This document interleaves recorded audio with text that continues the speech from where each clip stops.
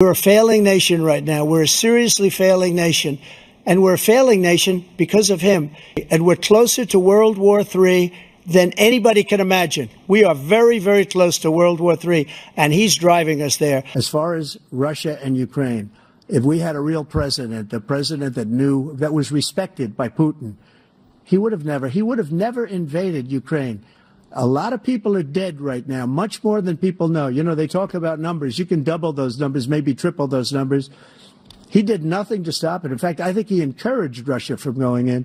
I'll tell you what happened. He was so bad with Afghanistan. It was such a horrible embarrassment, most embarrassing moment in the history of our country, that when Putin watched that and he saw the incompetence, that he should have fired those generals, like I fired the one that you mentioned, and so he's got no love lost. But he should have fired those generals. No general got fired for the most embarrassing moment in the history of our country, Afghanistan, where we left billions of dollars of equipment behind. We lost 13 beautiful soldiers, and 38 soldiers were obliterated. And by the way, we left people behind, too. We left American citizens behind. When Putin saw that, he said, you know what? I think we're going to go in and maybe take this was his dream. I talked to him about it, his dream. The difference is he never would have invaded Ukraine, never.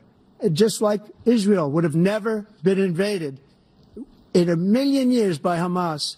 You know why? Because Iran was broke with me. I wouldn't let anybody do business with them. They ran out of money. They were broke. They had no money for Hamas. They had no money for anything. No money for terror. That's why you had no terror at all during my administration. This place, the whole world is blowing up under him. To my original question, which is, are Putin's terms acceptable to you? Keeping the territory in Ukraine? No, they're not acceptable.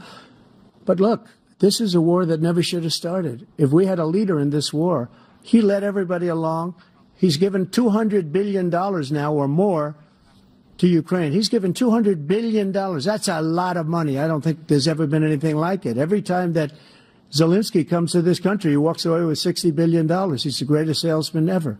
And I'm not knocking him. I'm not knocking anything. I'm only saying the money that we're spending on this war, and we shouldn't be spending, it should have never happened. I will have that war settled between Putin and Zelensky as president-elect before I take office on January 20th. I'll have that war settled.